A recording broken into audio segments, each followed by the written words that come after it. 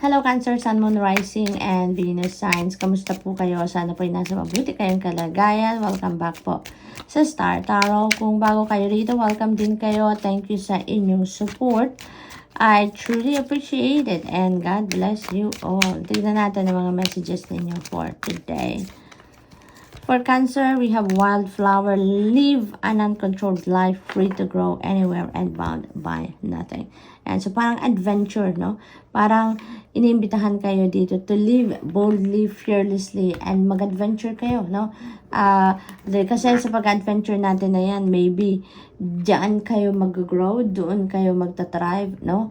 Doon kayo mag-evolve into the best version of yourself. Kasi kung lagi nga lang tayo nasa comfort zone natin, lagi lang tayo nandun sa kung ano lang ang, or kung saan lang tayo komportable, you know, parang walang room for advancement dyan, no? Kasi parang hindi tayo susubok ng ibang bagay, hindi tayo susubok ng mga bagay na hindi pa natin nagagawa, no? So maybe this is the message for you, Cancer, na one opportunity comes, no, na sumubo kayo ng mga different avenues, no, different situations, mga ganun. Go for it, no, go for it. And also, no, you're a water sign, kaya napakalakas din ang inyong radar. Always use your own judgment and discernment dito, no, kasi you will know, you will be sent guidance naman ng divine universe if a certain situation is for you talaga. No? Kasi yung mga opportunities naman na lumalapit sa atin, that is for us. No? Yung opportunity dumadating sa atin, hindi yan lalapit sa atin if it's not meant for us. Okay? So, what else? We have opportunity. Speaking of opportunity, Cancer. So, mayroon talagang parating na opportunity. So, maybe this is it. No? This is what I'm talking about earlier. Cancer, siguro talaga merong kakatok dito sa buhay ninyo na bagong opportunity that is going to allow you, no, to try different avenues, to sumubok ng mga bagong bagay, sumubok ng mga bagong, pumasok kayo sa bagong sitwasyon wherein you are going to thrive. That is where you're going to grow and evolve into the best version of yourself. No, so maaaring ito na, no, ang parating na opportunity sa inyo na it will require you na, no, to get out of your comfort zone. So what else? We have death energy, beautiful energy. This is one of my favorites, no, as a reader sa buong tarot deck, because this is massive transformation. At pag may pagbabago is always beautiful, no, change is always beautiful. Dahil sa mga pagbabagong ito, nabibigyan kayo ng pagkakataon dito na gawin ninyo kung ano yung gusto ninyo, no, na itsura or the way you want the change to unfold, din magagawa ninyo yan. Kaya napakaganda lang din nito, no? So this could be a massive transformation in your life, parang rebirth ito ninyo, parang this is parang magre-reset kayo ng buttons dito, parang ganon. Kasi dito sa death energy, kung ano yung mga sitwasyon ninyo na hindi naman na nagsiserve ng iyong highest good, mga sitwasyon or even tao, no, na hindi naman nagsiserve ng iyong highest good, hindi naman nagsusupport ng iyong soul's growth, no, this is the time na binibigay sa inyo ng divine universe to release them, no. You're going to make room for yourself dito para sa mga bagong tao, bagong situation, bagong experiences, no, to come into your life. So binibigyan kayo dito ng pagkakataon ng divine universe to clean up, no, your life, no. Kung ano yung hindi na nagsiserve ng yung best interest, it's time for you to let them go so that you can start fresh, so that you can welcome newness sa buhay ninyo. Because ibig sabihin nito, it's about time na magbago na ang inyong sitwasyon sa buhay ninyo, kung ano man yan, no. So, good luck to that. We have 4 of Swords. Pagod na kayo. You are so busy lately, Cancer, no? Kapagod kayo. So, this is inviting you to rest, no? Inviting you to rejuvenate, to recuperate, and recharge so that you will be more productive, you will be more efficient sa kung ano man ang mga ginagawa ninyo or gagawin nyo pa, no?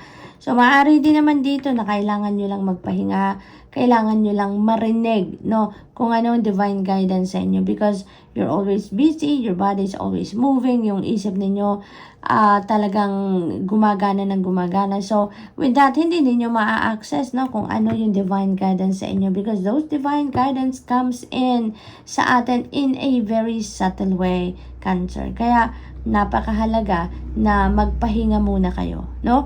Give yourself time to rest, give yourself time to recuperate and recharge.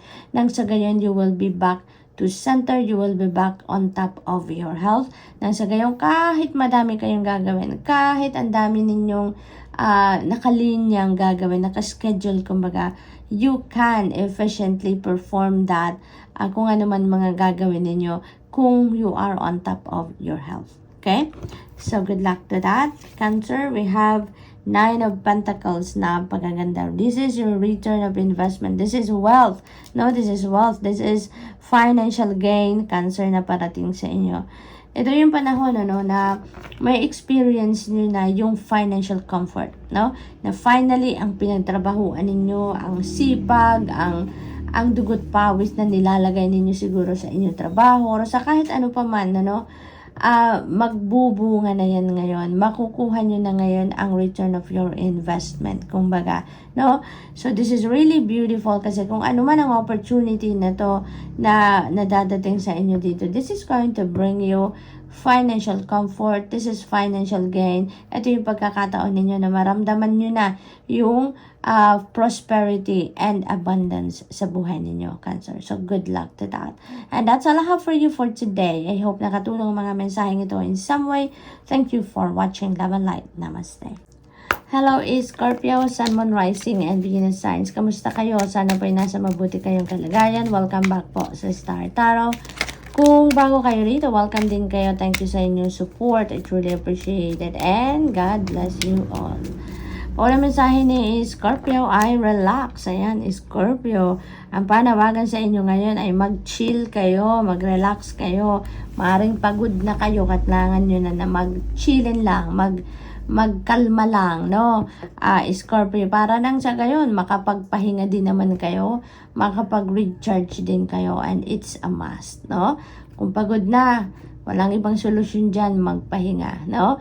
Nang sa gayon, mas maibalik din yung balansa sa sarili ninyo, mas makakapag-focus kayo, mas makakapag-concentrate kayo sa kung ano man ang inyong ginagawa, no? So, what else? We have persevere. Continue to persevere, Scorpio. Yan ang panawagan sa inyo na mensaheng ito. Continue to persevere. Huwag kayong mag-give up sa kung ano man ang inyong ginagawa. Kahit pagod na kayo dyan, ano? Huwag kayong mag-give up. Huwag ninyong i-give up yan. Huwag kayong huwag kayong sumuko, no? Step back a little from that. Kung pagod na kayo, magpahinga. No, kailangan nga ninyo mag-relax. Magpahinga kayo and get back to it, no? Kasi kung ano man to, no? Babalik at babalik, no? Your pagod, your perseverance is going to pay off, Scorpio. Kaya nga kayo nire-remind dito na huwag kayong sumuko. Ipagpatuloy nyo lang. Keep on working on it, no? Dahil dadating at dadating ang punto na matatapos mo din yan. Mararating mo din ang tagumpay. Mararating mo din, ma-achieve mo din kung ano man ang inyong wino-work on dito, no? Scorpio. So, what else?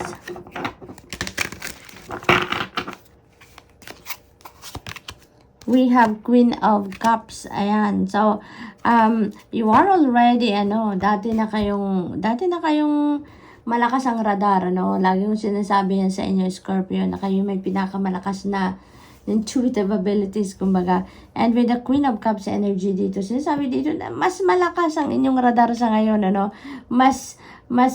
kumbaga, bukang-buka talaga ngayong intuition dito, yung mga psychic abilities ninyo dito talagang heightened siya. Kaya, take advantage of that, Scorpio, to receive guidance from the divine. Kasi for sure, maraming mga intuitive messages pinapadala sa inyo, and even signs, symbols, synchronicity siguro na pinapakita sa inyo dito, no? So, make sure that you access that, no?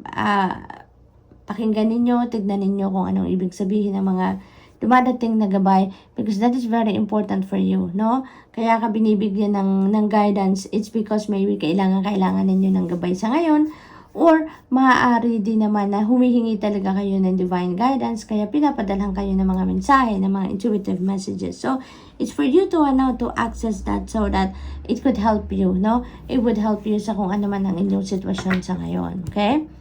Maaari din naman dito, Scorpio, na ang iba siguro sa inyo dito, naghihingi ng opinion from other people. Maaaring you're going to approach people like spiritual person, mga advisor, counselor, maaaring mga ganon, mentor, no? Maaaring you're looking out for those kind of people dito to ask for guidance, no? Maaaring meron kayong isasangguni, meron kayong ihihingi ng input, no? Hihingi kayo ng sage advice from those people. So, maaaring may nilalapitan kayo or lalapitan kayo mga ganong klaseng tao, no? So, what else? We have Knight of Swords. Ayan. So, everything is going to speed up ngayon, Scorpio. Kaya, feels like yung perseverance na to, talagang gagawin nyo yan, no? Mas lalo kayong magpupursige, mas lalo kayong magsisikap dito na ipagpatuloy kung ano man ang ginagawa ninyo dito, no? At parang magtutuloy-tuloy na yan. Parang hindi niyo na yan titigilan hanggat marating ninyo ang tagumpay dyan, no? So, that is what I'm picking up dito kay Knight of Swords.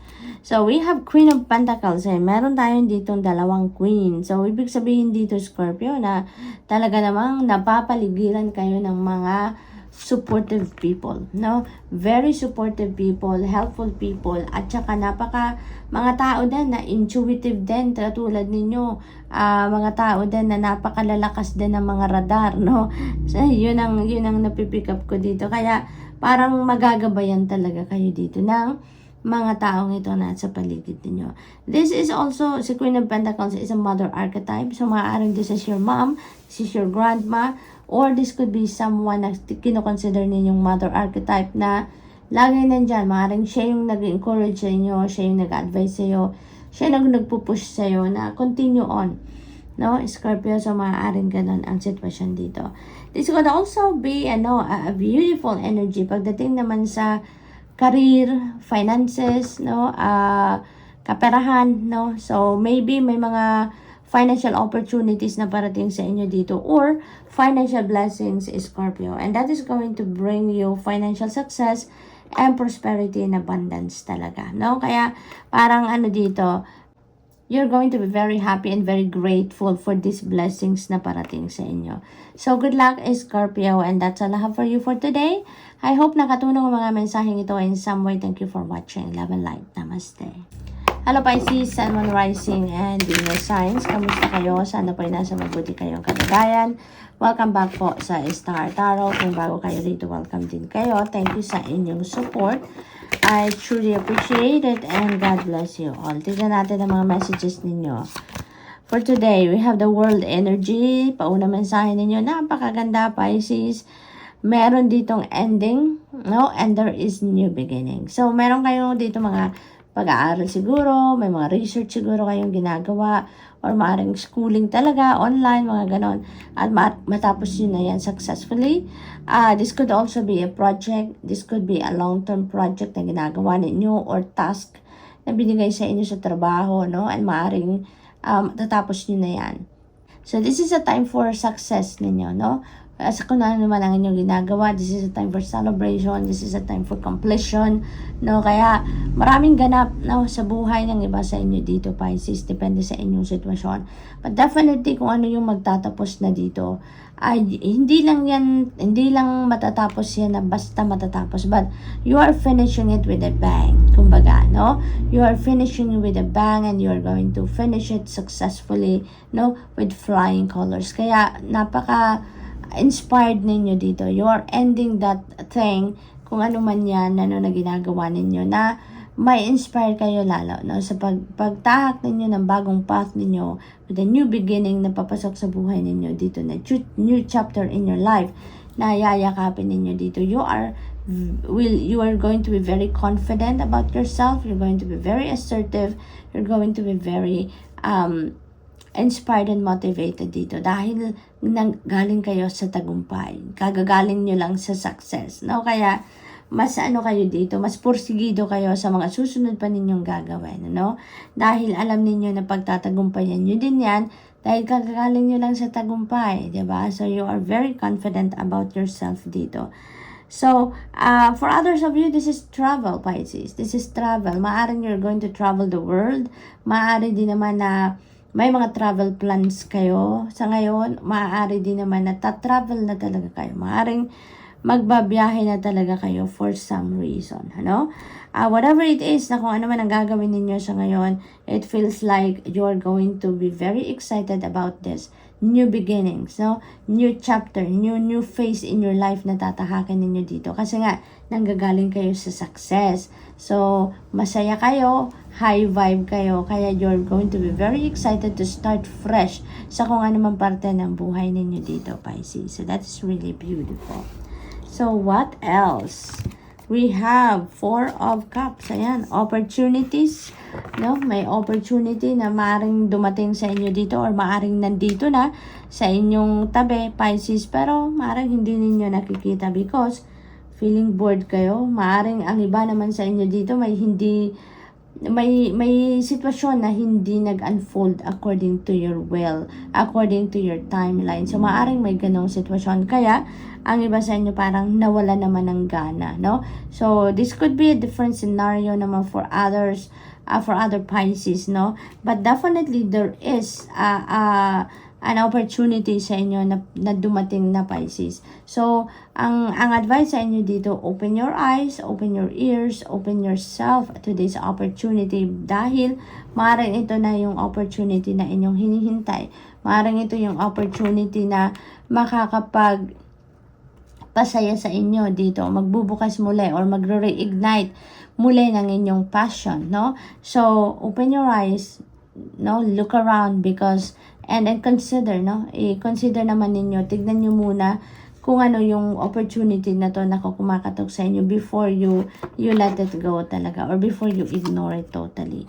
We have 7 of Cups, different opportunities talaga. Daming opportunity dito guys, Pisces na parating sa inyo dahil nga, no, magsisimula kayo ng bagong chapter sa buhay ninyo. Kaya sa pagsisimula ninyo or magsisimula pa lang kayo, ang dami-dami nang dumadating na opportunities and possibilities sa inyo for you to choose from.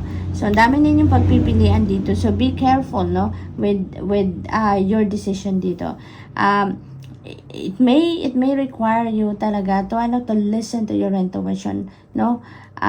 Pakinggan niyo talaga kung ano yung bulong ng iyong intuition dito, kung anong bulong ng inyong puso dito so that mapili ninyo kung ano ang best para sa iyo. Kasi marami itong parating, it might be deceiving, ang iba dito may be very very attractive sa surface pero when you dig deeper maaring hindi ganon, ano?